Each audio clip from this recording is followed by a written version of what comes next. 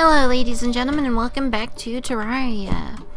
Last time we, ladies, gentlemen, and beings of other genders, or just those fine men and women who don't want to call themselves a lady or a gentleman.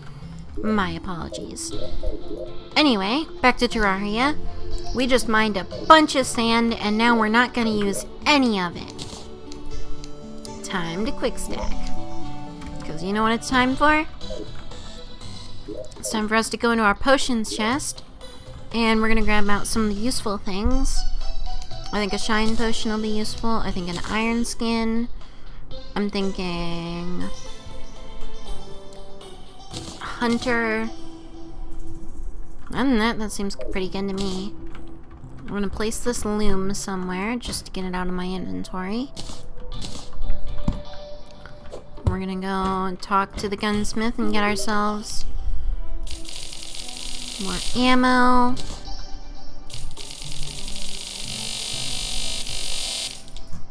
That's a decent amount of ammo. Yep, we'll be good. Now then, onward! We must rush to the other side of the world.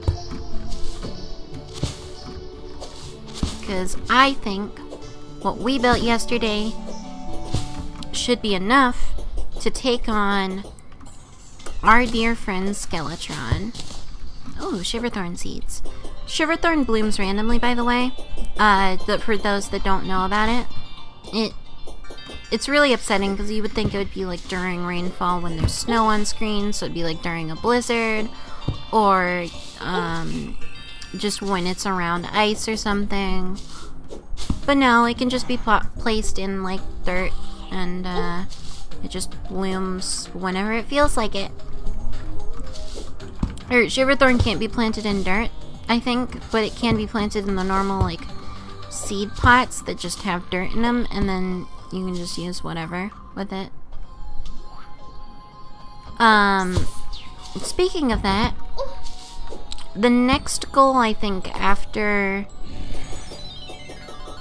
probably after I kill Skeletron, and then after I make the crafting house under the storage place, I will probably try to make some kind of nice looking planting house for all of our herbs and stuff. I'll need to double check what herbs there are in the game, because I might not have them all, or at least not all as seeds. Well, I know I don't have the one that you get from Hell, because we haven't been to Hell yet. So this might end up being a rushed fight. I really hope not. Okay, we're gonna be a little bit yet. I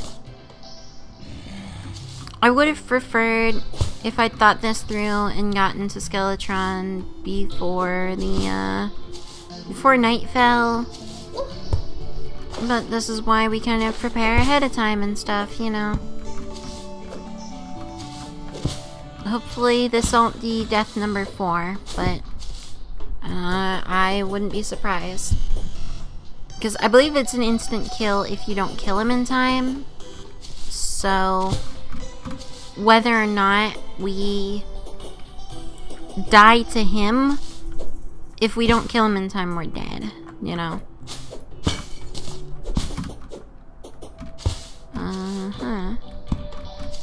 At least I managed to not kill that grasshopper also.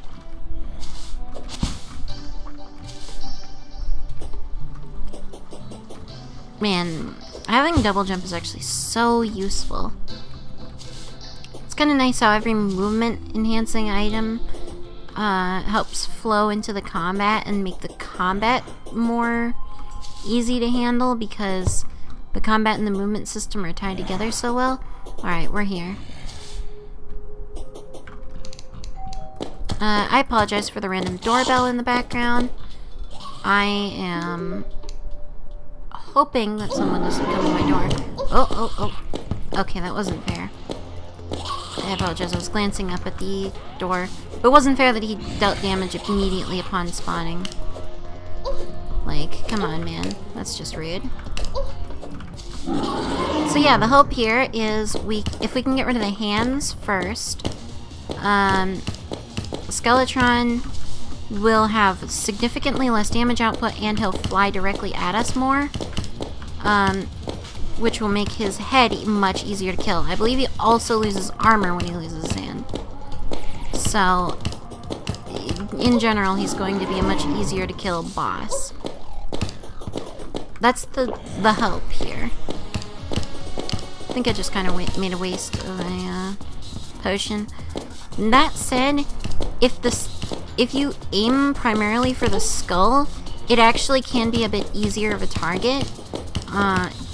Or not easier of a target, but easier of a... ugh, God, it's so obnoxious how much damage he deals. Actually, he's pretty fine on damage he deals. It's just some of the hits are, like, much less avoidable. I jumped into that one, but...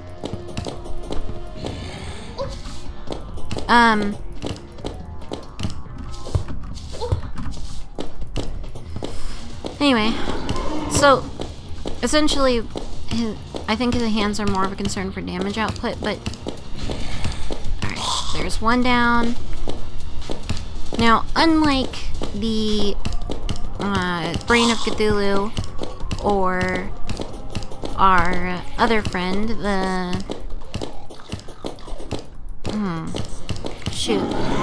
the Brain of Cthulhu or the Eater of Worlds, unlike either of them, destroying a piece of this boss, in a sense, does not actually change it into a different phase majorly, or keep it, or like drop separate pieces of loot for that phase. Instead, it kind of treats this like a different phase, but it's basically simply that he just doesn't have his hand attacks, which makes him much less devastating of an enemy to fight. We may actually kill him before daytime.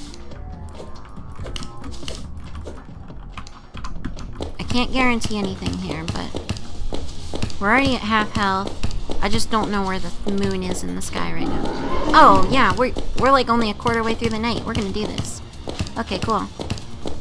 See, at this point, it went from some of his shots being unavoidable to you'd have to be mind-numbingly stupid to get hit by this boss. Which is disappointing, honestly, and I think Skeletron's probably one of the less well-designed bosses in the game, in my opinion. I think they could have done more with, like, different phasing for the head mode when he only has his head and not the arms. But I think that his revamp really helps improve things, because his revamp has 4 arms, and he's a robot. His 4 arms fire lasers, have a chainsaw, have a cannon, and I think just have a claw. It's pretty devastating, to be honest. Alright, yeah, we got this down in the bag. At this point, he's now at the point of being around the health of a normal enemy, and he's dead. He drops very little in the way of loot, but he did drop the Skeletron hand. This is a replacement to our grappling hook, and it's hands. It's also 2 of them, which is incredibly important in this game. We didn't even use our buffs. Okay. So, with that in mind, we can go to mark our progress and see our new unlocked area from having fought this guy. Hang on, actually, first,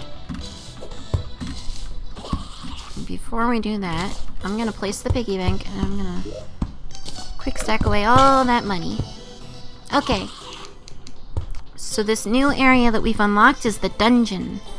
Past this point, we will be killed. Or we would have been killed. Now we're gonna get killed in new different ways. Like that one. The traps, you know, they keep their unwelcome stay in this. Ooh, the bone torches look so good. I think the bone torches are used in some of these areas, actually. I got some good decoration. I think I'm gonna leave some of this here for now, because if I was picking up all the decoration, it'd be really annoying. You also find healing potions show up on shelves in this area, which are platforms, as well as mana potions. Interestingly, there aren't that many mana restoring potions in the game. There are a decent few, but not like super many. Oh, I must have gotten a gold key from somewhere, and we got the shadow key. So basically there are unique sets of loot that can appear in the dungeon. I believe there are some duplicates, but not many. But I apologize for bumping the mic there. And the main thing is that some of these are really useful. So the shadow key allows us to open shadow chests within the my goodness. Within hell. Also, that was a spinning fiery wheel of death. They tend to get called cheese wheels in this game. And we have angry bones. And this is what happens, when you just like a really mad person and you die, you just get angry bones. I mean, first you're like upset zombie, and then it jumps down to angry bones from there. But no, really. Angry bones are decently tough enemy, red armored skeleton that pretty identifiable, and they deal a decent amount of damage, more than the normal skeletons. It's kind of how a lot of the enemies in this game go, that you kind of get ones that scale up in different areas. Now here we have, ooh, I don't remember what this is even called, but these, but essentially it's a crimson chest, and there's a specific thing in the crimson that gets you the key. And the idea is there's one for the jungle, one for the crimson, one for hell, and one in the sky, I believe. You can open each of those, and oh, we found the bound goblin. Okay, so the bound goblin, he sells some cool shit. He now has a name, Fod. He gets a name when you untie him. Funnily enough, he can show up anywhere underground just after a goblin invasion. It just so happens that we had one of those recently. Kind of funny. And then we have the other NPC that can be bound up only in the dungeon, the mechanic. She's pretty cute. And she has some pretty neat stuff. Oh, there's an engineering helmet. Okay, hang on, I'm gonna buy it and see how it looks. Yep, it's a hard hat with glasses. That is entirely just like fucking TF2. That's wonderful. Oh, and her name is Tara. Does she throw a boomeranging stick of... Oh no, she throws her wrench as a boomerang. Okay, so we have officially gotten the waifu. It's over. We can all go home now. Now, one thing you'll notice, I'm holding shift over these books, and I'm like right-clicking to try and test something, because there's a certain spell that shows up as a book on a bookshelf, or not on a bookshelf, on a regular shelf or platform. I've mentioned it before, and that's actually how I died when I first came to the dungeon. Now, this is a bewitching table, which... Ah, yes, it gives us a buff, increased max number of minions, which indicates that minion spells are going to be a thing soon for us. Invisibility potion, that's pretty neat. There are also banners here, and there's an interesting fact about these banners. They indicate spawn areas. So in expert mode, this is something I actually dislike the way it's done, because it kind of punishes you for not knowing that this is a mechanic. But in expert mode, you get new enemies that spawn in the dungeon, as well as some new loot and stuff. Water bolt! Alright, we're gonna go for it. Yes. Okay, so this is water bolt. It's a low mana spell that you just fucking just throw.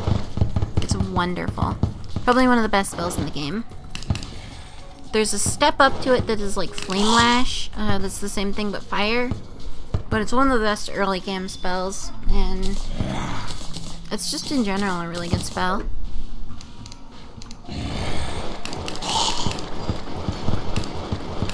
So this is a good reason to have a lot of mana.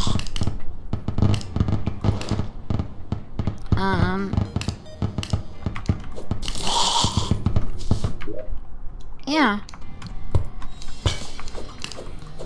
So water bolt, good spell. Bones are throwable weapons, by the way, that drop from these enemies. Kind of a funny thing there. I believe the skeletons are just primarily a dungeon enemy as it is, so it's pretty great. I'm glad we got that bewitching table, because it'll be interesting to get minion spells. Because, yeah, some spells just summon little minions that fight alongside you, and they're pretty interesting to use.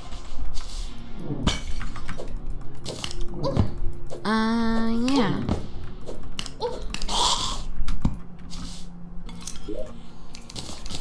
Whoops, I didn't mean to do that, but okay.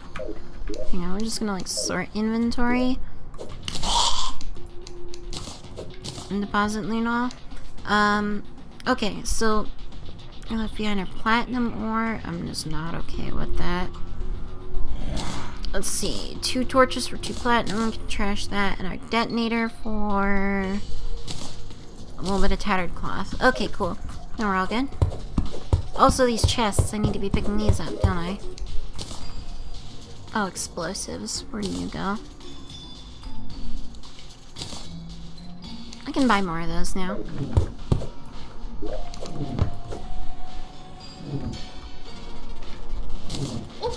I can't use it right now. I was hoping to just kind of use this and throw it away. I'm gonna put the goggles in the trash because they're really easy to get and we're not gonna wear them right now. Wait, what am I doing? Hang on. There's some of the items that I know we're not gonna encounter in the dungeon. Let's start putting some of this stuff away. Yeah, you may notice there's some like lines of wire. That's because there are light switches for the lighting. It's kind of a cute little thing. Just toss the bewitching thing. Let's go and toss one of these. Toss in this potion, and this potion, and this potion, and this potion. As well as that one. Quick stack away our money. There we go. I'm gonna hop back up, try to get that one chest. Now you may notice here that it is actually pretty dang useful to have 2 hooks instead of 1 for a grappling hook. Also, these guys fire water bolt at you, but I believe it goes through walls instead of bouncing. Which is, in my opinion, a little worse. But, nevertheless, still kind of a, you know, useful and devastating spell when used upon you instead of by you. Okay, I did pick up the piggy bank. That's good to know.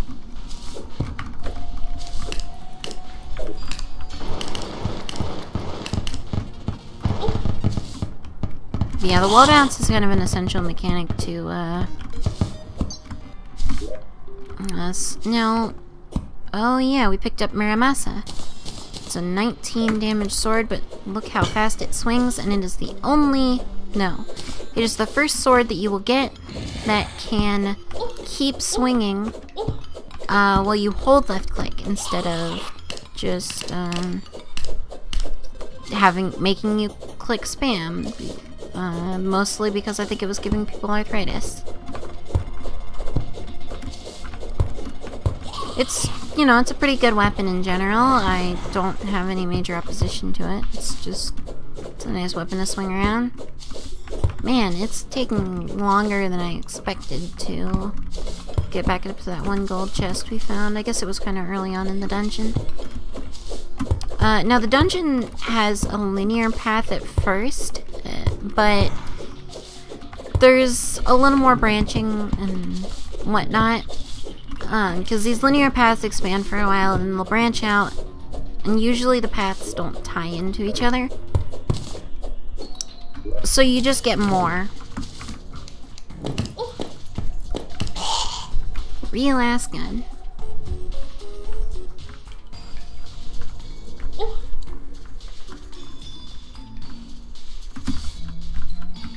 Okay. So, onward and downward. Hopefully we can find some interesting stuff down here. Honestly, I could explore this for ages. Like, the dungeon... It ends, but it ends really, really deep underground, and it ends pretty, like, far off. It's honestly one of the larger areas in the map. I mean,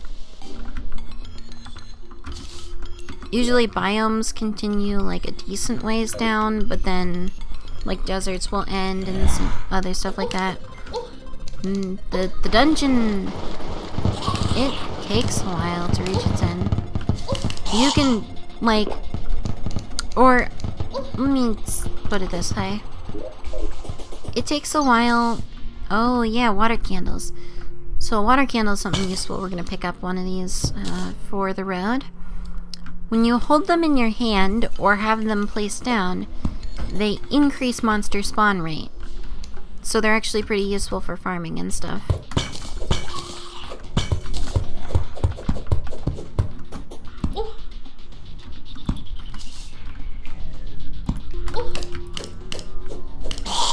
Muramasa is, actually, it's probably one of the more useful swords. Early game. Quite happy. I believe that's the sky chest. I mentioned those chests before when we ran into the crimson one.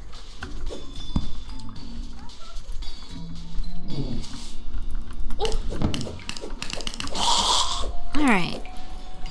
We actually don't have a key for this one. Well, shoot. Whoops. Okay. So, I'm really dumb. Okay. By the way, those golden keys are actually gotten from a couple of methods. So, one is you can... What's the word? I apologize.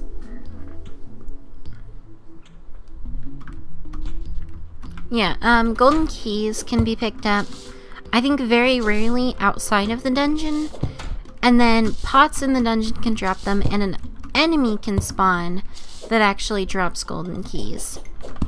So they're pretty useful. I actually don't know how much they sell for because I've never had a situation where we had golden keys and weren't going to use them on more chests in the dungeon until I had every single item in the dungeon, at which point I'm just going to stockpile them just in case we need to explore it more another time for, like, adding a new person to the server or something.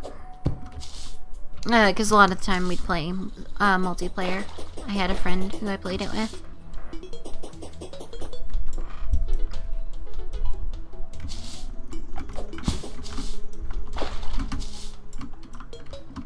Oh, I wish I had tested the audio last episode. Shh, you didn't hear that. Hopefully you heard that, though. Let's sort our inventory, start quick stacking. Build a new house. That's what I was gonna do. Build a new NPC structure.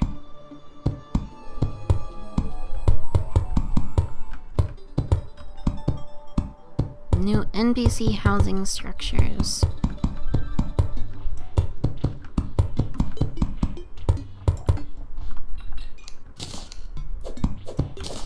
We can build this kind of opposite the normal. I don't know what's the words that I'm looking for. Okay, my thought here is we do that, or we do glass there, and then we do one of these.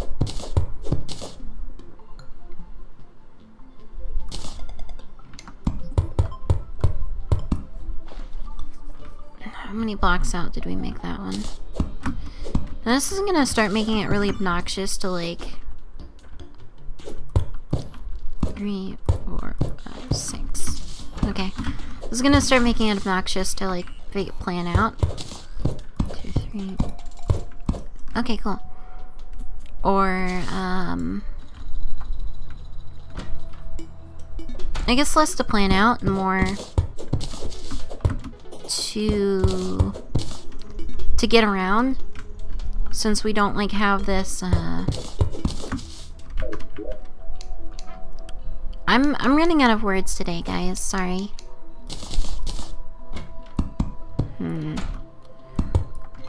It's because we don't have doors on both sides.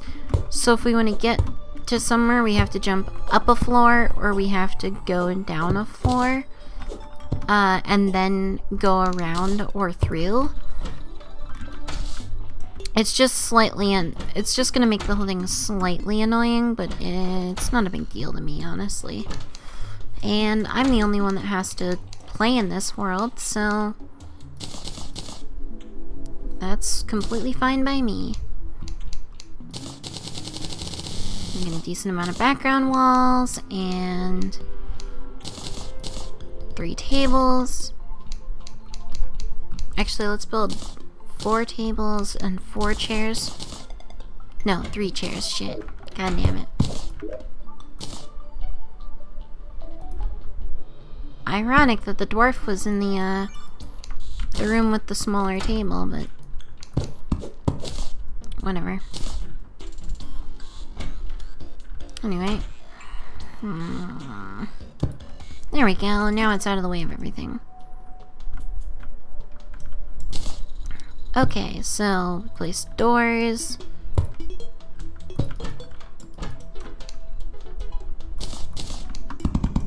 And hopefully we can get some stuff placed down and done here.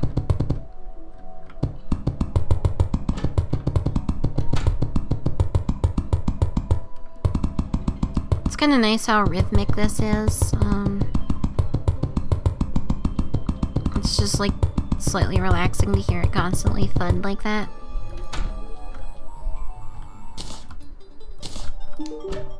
Whoops.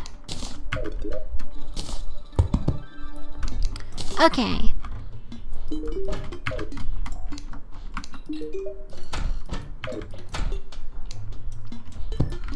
So now we place these bone torches because I guess we just didn't have anything else. They'll do for now.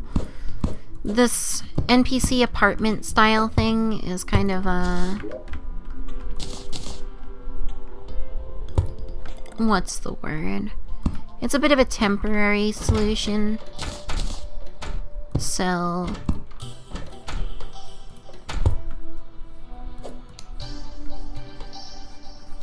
okay.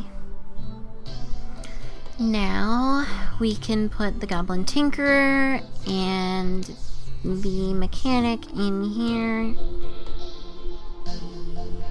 I could probably move the nurse up here too. There we go. Now if I simply go off screen, we will find that everyone is there and always was. Now then, we're coming up on the end of the episode. Once again. So, thank you for watching Terraria. I hope you've appreciated this Let's Play. I've been trying to do my best to give the best commentary I can. And I will see you again next time. Thank you very much for watching. Oh my goodness. I feel so bad. I almost just like completely ignored the other big part of what I'm doing this for. So, this is all in support of Extra Life, a charity organization that donates to the Children's Miracle Network and children's hospitals across the United States and Canada. If you'd like to make a donation, you can by using the links placed below our stream info and everything. And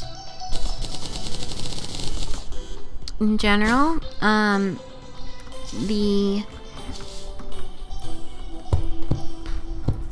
what's the words? I'm looking for some words right now, but I'm not finding them. Yeah. Okay. My goodness. I apologize. So this is in support of Extra Life, the Children's Miracle Network, and if you donate with the links below, then you will find that it all donates to the Children's Hospital at Memorial University Medical Center in Savannah, Georgia. we wanted to go for something local to us living in Georgia. Thank you for watching, and I hope you have a splendid day.